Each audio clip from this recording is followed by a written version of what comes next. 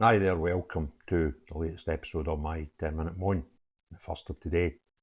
The topic of this 10-minute moan is an outrageous situation where a man in a mobility scooter was stabbed to death, and unfortunately now the men arrested for that have been released.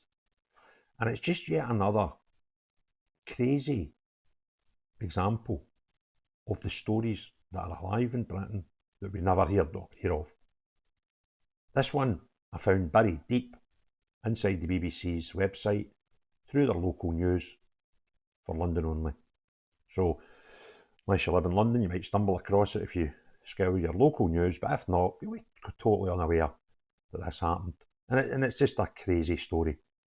And hopefully, the police can come to a suitable outcome for it.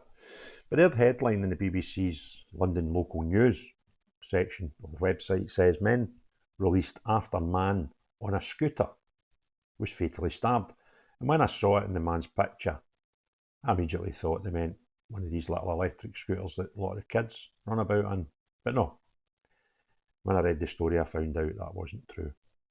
2 men arrested on suspicion of murder after a disabled man in a mobility scooter was stabbed to death in East London have been released by police. Jade Anthony Barnett, 38, was found with a stab injury after reports of a fight on Rushmore Road, Clapton, at 15:38 hours on Wednesday. He was treated by paramedics but died at the scene, the Metropolitan Police said. Detective Chief Inspector Clarke said a 28-year-old man and a 21-year-old man have been released with no further action.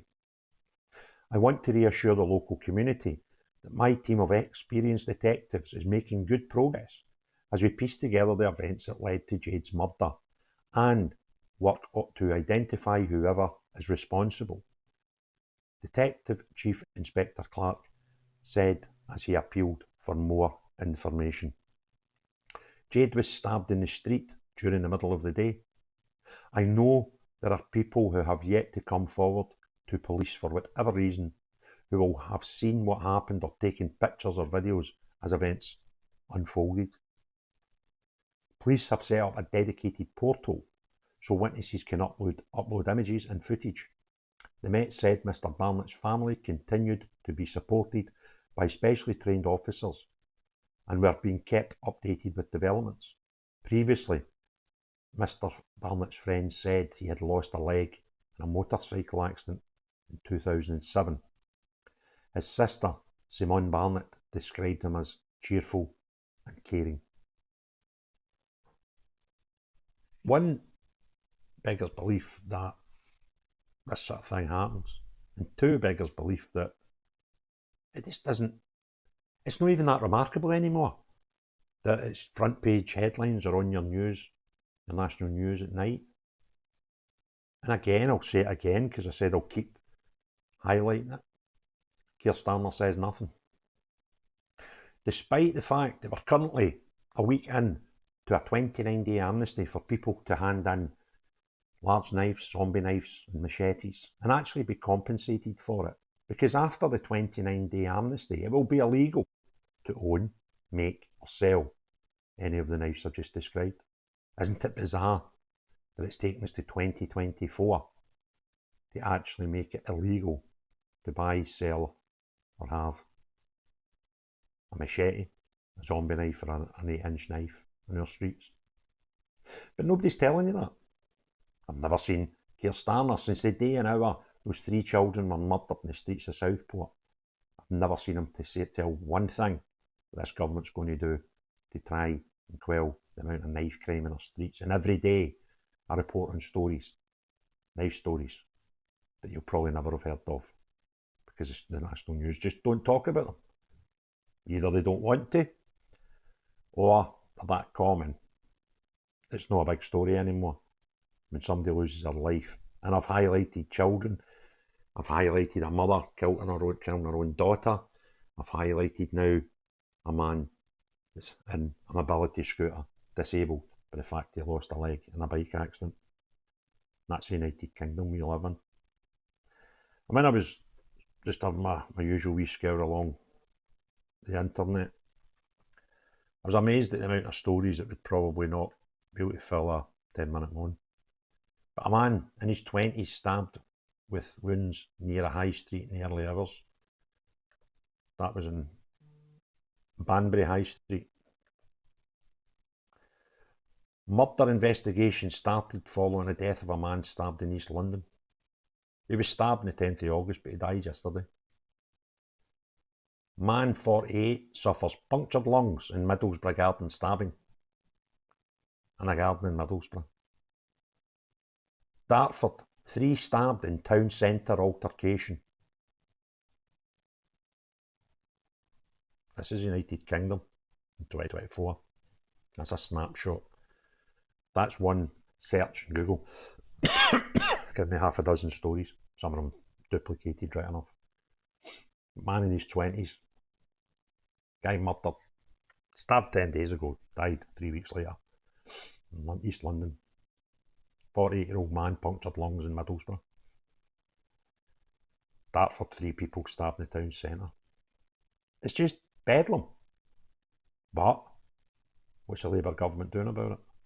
Well, what they could do is just actually tell us a law that's coming into effect. But is that because the Tories done it? They don't want to maybe give them some undue credit. Which is, I think, getting credit for bringing out a law in 2024 after 14 years in charge of a country. I don't think there's much credit to be had there. It's doing the right thing. It's doing the sensible thing. It's doing something that should have done years ago. Because these things are no just been thrust upon us now in 2024. I think it was January or February that it was passed in Parliament for the law to come into effect in September. But nobody knows. Nobody talks about it. Nobody seems that bothered, if I'm perfectly honest with you. Well, I'll tell you who's bothered. I'm bothered. And touch wood, I don't know anybody that's succumbed to a knife injury. But I tell you what, all the people that are related to everybody that I've just mentioned and have done over the last couple of weeks since I've been highlighting it, they'll care. Their families will care. Keir Starmer doesn't. Keir Starmer struggled to conduct himself in a proper manner when he was up visiting the site of the murder of 3 children. Keir Starmer couldn't even talk more than 3 minutes about it the following evening when he took to the airways to talk to the nation and spent the rest of the 20 minutes talking about the far-right protesters. That seems to be more important to him than actually doing anything about knife crime. And it's no that difficult. You've already got the words that you can put out because it's becoming law. But you've not even spoke about it. We saw the night after or 2 nights after those young kids were murdered, we saw a pitched battle on the streets of Southend. Dozens of youngsters running about with machetes. No comment for you. No comment, not a single utterance. Yet, we've got new laws coming into place in weeks. And a current amnesty and some terrible weapons that fill our streets. Yet you can't say a word about it. But let's talk about cutting Granny's fuel help that she got, her fuel allowance benefits and stuff. Let's talk about that. Let's talk about doing nothing but showboating about, we'll nip these gangs in the head, the bud, these gangs that are bringing immigrants in, illegal asylum seekers, fake asylum seekers, not real asylum seekers. Asylum seekers can do something very, very simple. If you're a true asylum seeker, you come into this country through any normal port, whether that be airport or seaport, and present yourself to the man that asks for your passport and just tell him I need asylum.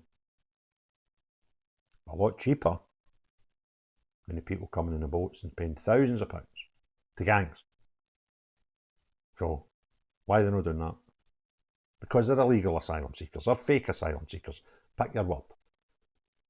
And let me remind you that anybody that comes to these shores without presenting themselves through the proper channels at a border control are immediately breaking the law.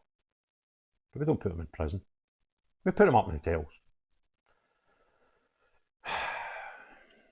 If there's anything in this you want other people to see, press the thumbs up button, please. It will help share it. Also consider subscribing if you've not already done so. But most importantly, Will, unless you're one of these people that wanders about our streets with knives, think that's the way we conduct ourselves in the United Kingdom, well, no you. But see everyone else, have a great day. Cheery bye now.